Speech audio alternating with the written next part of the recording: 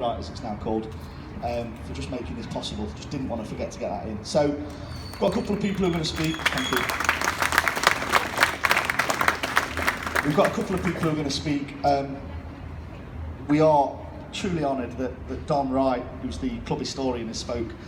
We've said this already on our website, but it would have been straightforward enough. We could have gone and picked out a big player from our history. There's plenty of them to come and do this, but we didn't think that anybody was represented the 154 years of Nottingham Forest like Don, not with such passion and knowledge. So Don will be doing the unveiling for us in a moment, and Don, just thank you for coming down. We really do appreciate it. So this is a big thing for us, really big thing. Hopefully it's a big thing for you. Sometimes with the stuff that this football club has done, certainly in the 70s and 80s, that other things can maybe get overlooked. There's a fantastic story that happened 1865 and beyond, and we're just truly pleased that we've had the chance to finally put this up. So without further ado, there's a few little bits to work through, if you can bear with us. I'd like to introduce Steve Battlemuch, who's a councillor. Steve, if you want to come forward, say a few words, and then we'll get things moving.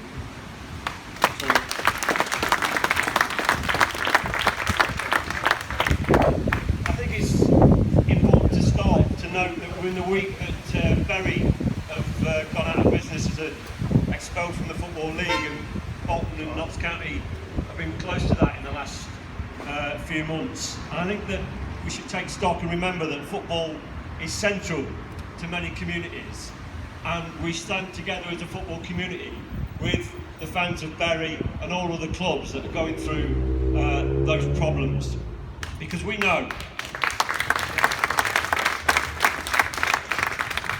fans are the lifeblood of Forest, and that Forza Garibaldi and the Supporters Trust are the key to our future.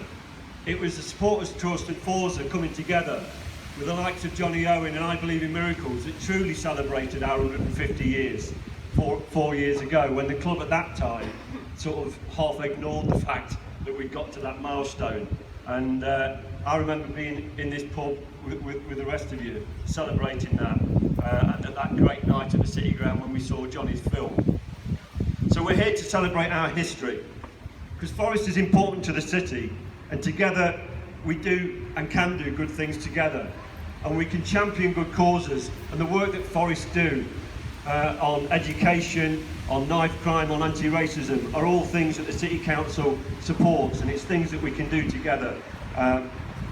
So I come here as a councillor to give the support of Nottingham City Council to this initiative, but mainly I come as a fan, someone who went to my first game aged 5 in 1967, and 11 years later as a season ticket holder when I left school and we won the league, and the rest, as we all know, is history. But we also know that for every past victory against Liverpool, there's losing to Yeovil. And for 2 European Cups, there's 3 years in League One. So we know that we'll be back at the start of every season, optimistic that this is the year. Because it's our religion, it's our club, and it's our city. So finally, I want to thank everyone involved for getting this off the ground and onto the wall. So I now introduce Hilary Sylvester from the Civic Society.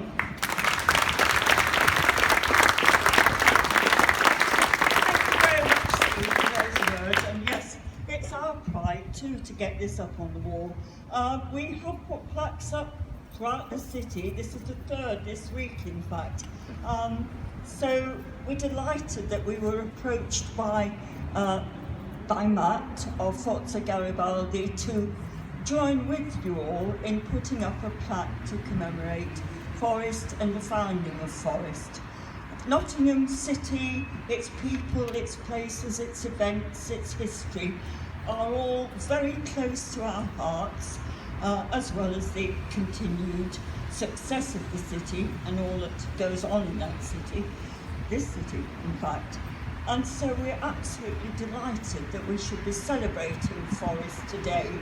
And of course, with everybody in the city, we wish the club the very, very best of success, not just in the coming season, but in all forthcoming seasons henceforth. So thank you again for involving us in this. Thank you, Hillary. Thanks for all your help. We're back through the unveiling. I wasn't going to do this, right? But it's a good occasion. I've put something together which hopefully you'll enjoy. Don't boo me. So yeah, here goes. Long ago, in sunny Nottingham, 15 men sat in the Clinton Arms. They said, we're going to build a football team. They'll be the best there's ever been. One named Scrimshaw, he led the call to drop the shinny stick and kick a ball. The 14 others, they soon agreed, and a brand new Forest went to seed. Our colours came from across the sea, a general's red shirts in Italy. Tasselled hats they wore as one, to the newfound Foresters they did belong. Their original Reds had skill and class, but there was more to this than flair on grass. Pioneers, groundbreakers they would become, and the beating heart of Nottingham. Samuel Widdowson, do you know the name?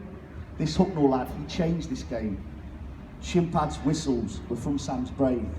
One day our chairman he became. Before the century was through and done, for silverware we fought and won. The news it came via telegrams that the good old Reds took down the Rams. A home was found by the riverside, where growing numbers saw their side. Such joy and awe these Reds provoked, and they won the hearts of the Nottingham folk. Our path was blazed by a remarkable few, and every one of us should think this through.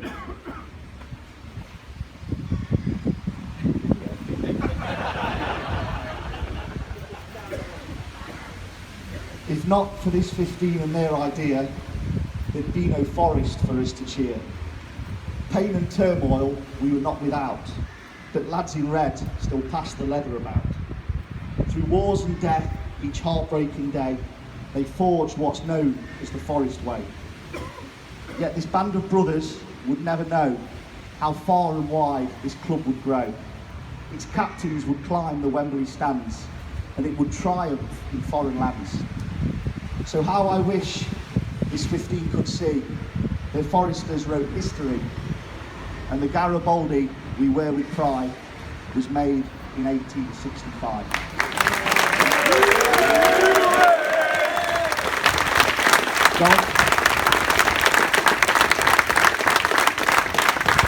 Don't put that on the internet.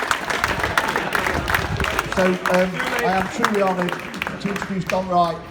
So I've already said this, but Don, fantastic. Thank you for coming. Don spoke at the 2016 event we did, and we are truly honoured. We do not think it's anybody better to do this. So, ladies and gentlemen, Don Wright.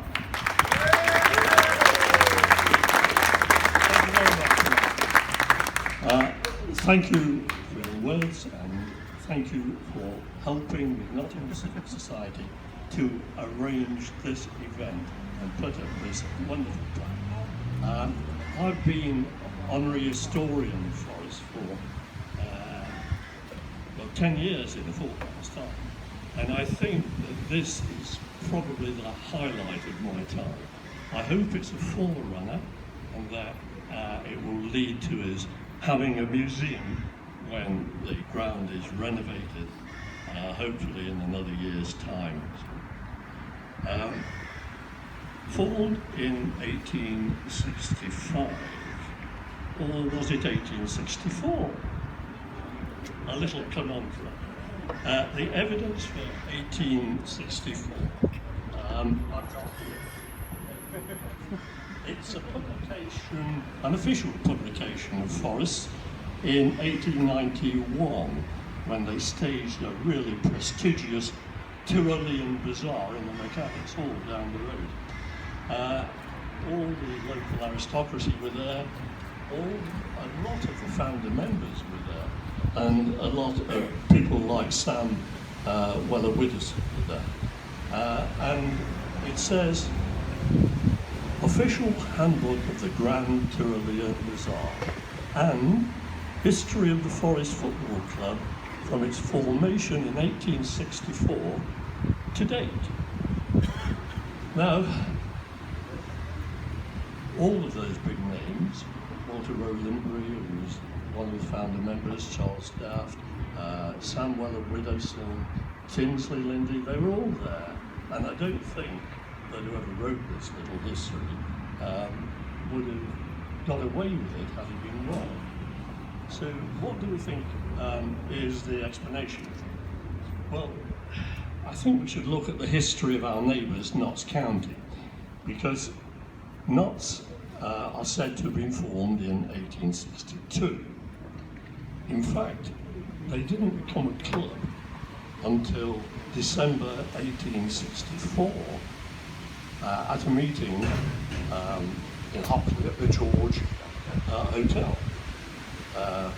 Presiding at that meeting was a Dr. Thomas Wright, no relation. Notts played their first organised match in January 1865. Before that, they'd been kicking the ball about among themselves for 2 years. The first match was against a team called Trent Valley, and it was 0-0. In fact, Notts didn't score a goal until January 1866. And even then, they lost 2-1 to Sheffield. The Forest's first match was, of course, against Notts. And that was a little bit later in 1865, probably March. It was played on the Forest ground, on the Forest itself. The pitch was up along the old Nottingham racecourse railings. It was 0-0 until very near the close of time. In fact, according to the Notts County history, it remains 0-0. They get their evidence from a report in the Nottingham Daily Guardian, which says just that. It was goalless. The only thing is that the reporter, or whoever submitted that report to the Guardian, he could name all the Notts players, but he didn't know any of the Forest players. He came away with 0-0 when every other contemporary report says Forest won with a late goal, 1-0. So whether he was just an unobservant reporter or whether he cleared off home early to miss the traffic, I don't know.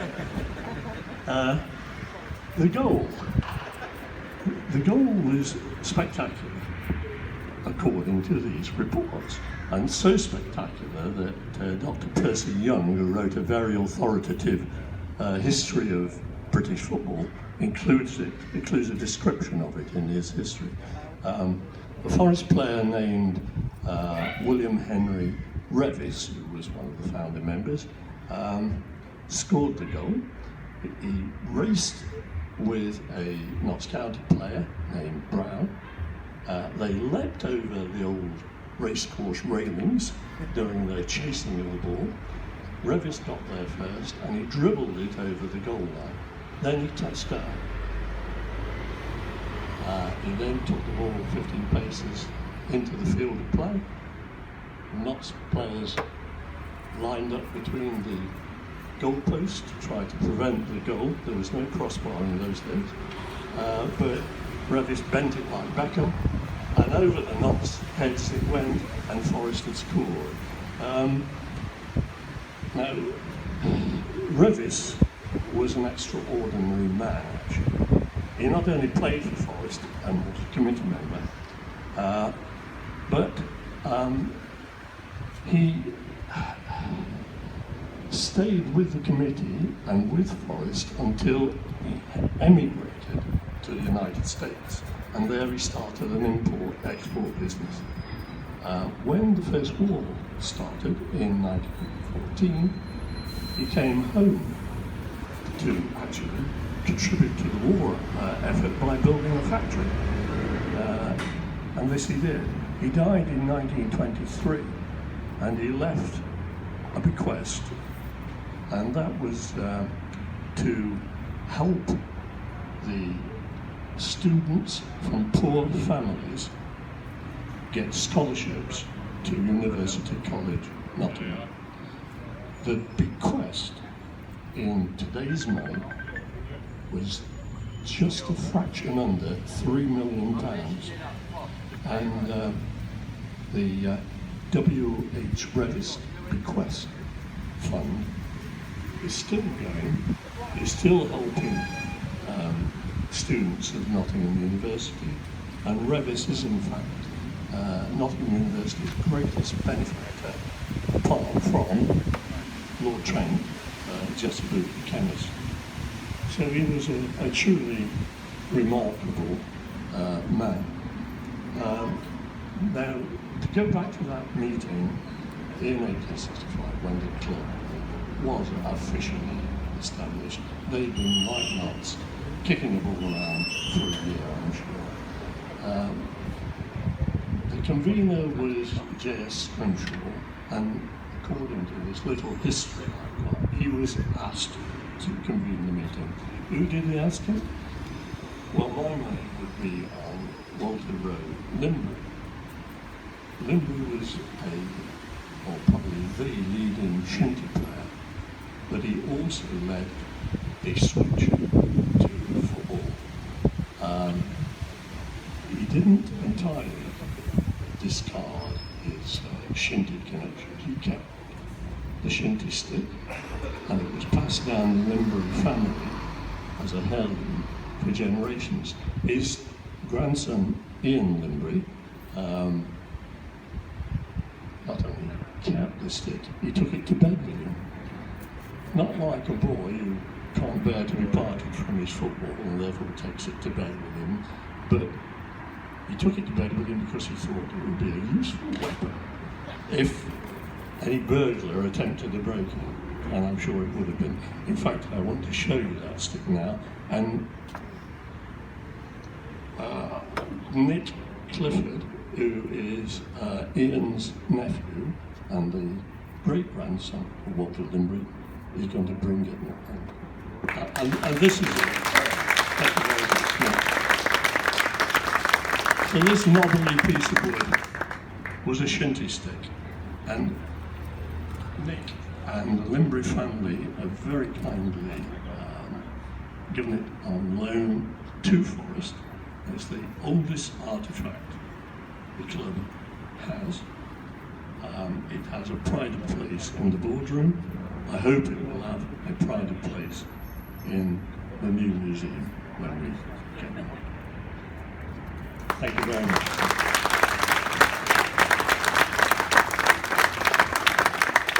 Now, Walter was an able administrator. I believe he was the first chairman of the club. The list of chairmen says J.S. Scrimshaw, convener, and then it goes 1866, W.R. Limbury. And I think, as I said, I think Limbury probably asked Scrimshaw to arrange the meeting. And he then took over as chairman.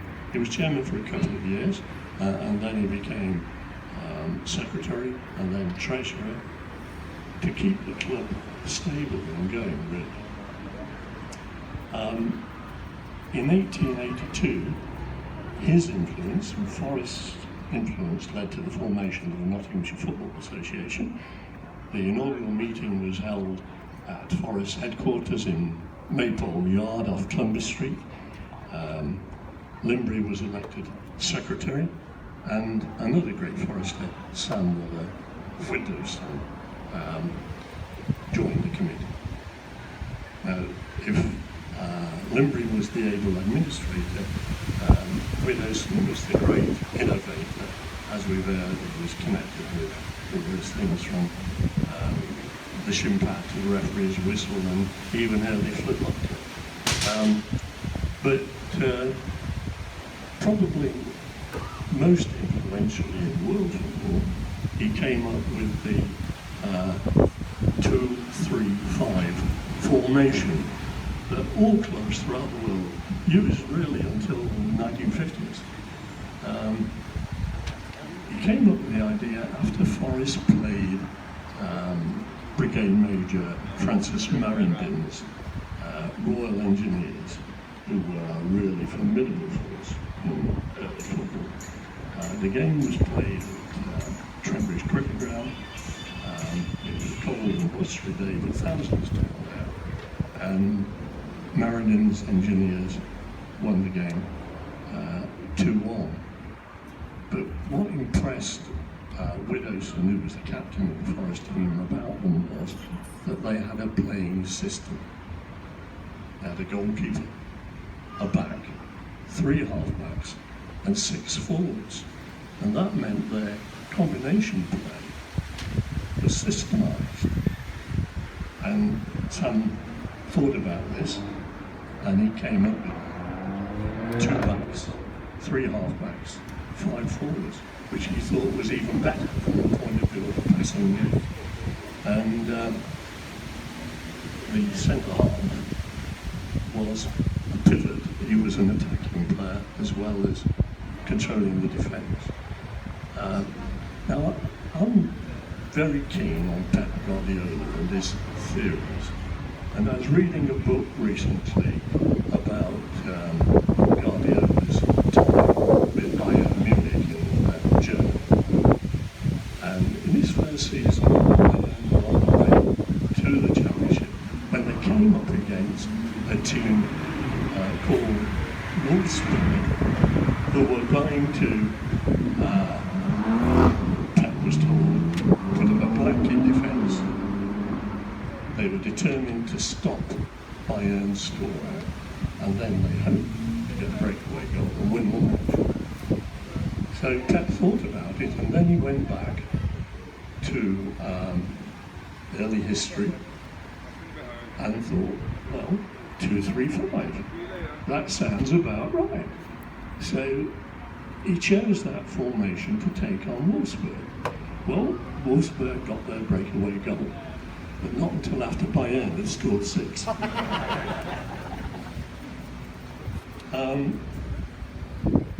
It said in this piece that I was reading that 2-3-5 was devised at Cambridge University in the 1880s.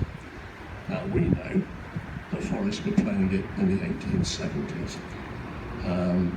So where did that idea come from?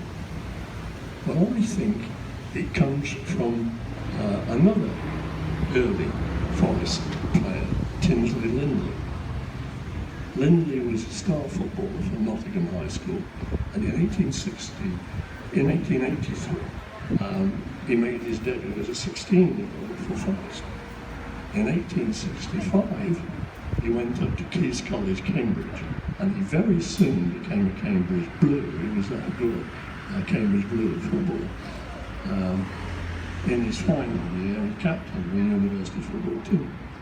Now, it seems to be pretty obvious that what happened was that Lindley took Sam's formation and introduced his Cambridge teammates to it, and that's how Cambridge played 2-3-5. They get the credit for it. I don't know. Perhaps the Europeans prefer an institution to an individual. I don't know. But that really is the story of Sam. Lindley, though, became a great Forest Corinthian. That was the top amateur side of the time, and England centre forward. He was quick, he was athletic, and he had terrific ball skills. What he didn't do was head the ball, which was, for a centre forward, that seemed a bit odd. But he really had an aversion to heading the ball. However, it's said that he could volley a cross from either the right or the left better than anyone else, and he scored a lot of goals that way. So Lindley was actually a doctor, but not a doctor of medicine, a doctor of law. And although he was an amateur, a gentleman player, he was very forceful in fighting the cause of the professional footballer, and he called for the maximum wage to be got rid of years before it actually was. So I think he was another great man. Lindley had a teammate at Forest named Fred Beardsley, who was a goalkeeper. Beardsley worked at the Chilwell Ordnance Depot. Excuse me, but they got a bit fed up with him taking time off to play for Forest. So he was given a choice: give up on the football or give up here. Well, he wouldn't give up on football, but he had to leave Nottingham, and he went to Woolwich and got a job with the Royal Arsenal at Woolwich. And then, as we probably all know, he came back to his old club and said, look, we're forming Arsenal Football Club, can you help us out? And Forest sent them a set of shirts and a football. And Fred said, thank you very much, but then Forest said, but Fred, it's not a condition, but it's a request. We want you to come back and play for us in all our FA Cup ties. The FA Cup was the biggest competition at the time, and this was agreed. And Fred, for the next 3 seasons, Fred came up to Nottingham to play for Forest in FA Cup matches. He had with him at Arsenal 3 other Forest, ex-Forest players: Morris Bates, Charlie Bates, and I'm sorry, but the third has escaped my mind for a minute. And they were the backbone of the Arsenal team. But Fred was even more important than that, and he became vice chairman of Arsenal. He was with Arsenal until Arsenal made its move from Woolwich across the Thames to Highbury in North London, and Fred was against that. So he resigned his directorship and became a committee member of Charlton Athletic for a short time before he gave up altogether and concentrated on his business, which was a tobacconist shop in South London. Fred died in 1939. A year later, a German bomb demolished his shop. Thank you very much. That's. Thank you, Don. Thank you very much. Don, if you'd like to do the honours, we're going to unveil the plaque. I'll go this side of you. Can I just say I'm not very good at practical matters, so fingers crossed.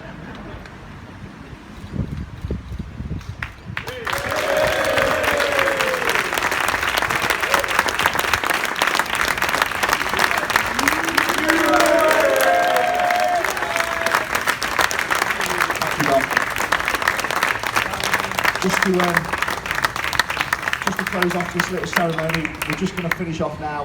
We thought it was rather apt. We've got the great-grandson of our first ever chairman, so we're just going to have a few words from our current chairman, Nicholas Randall, QC.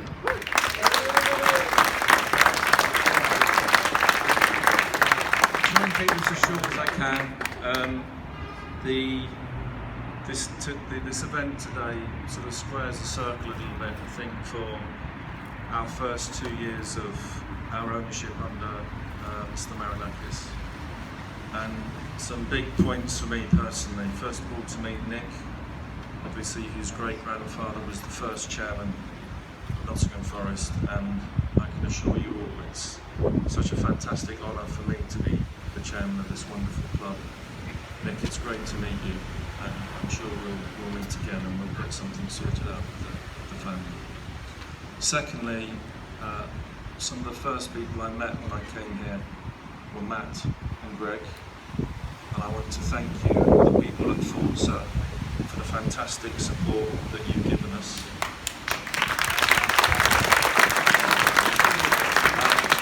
At times we will still annoy you and frustrate you.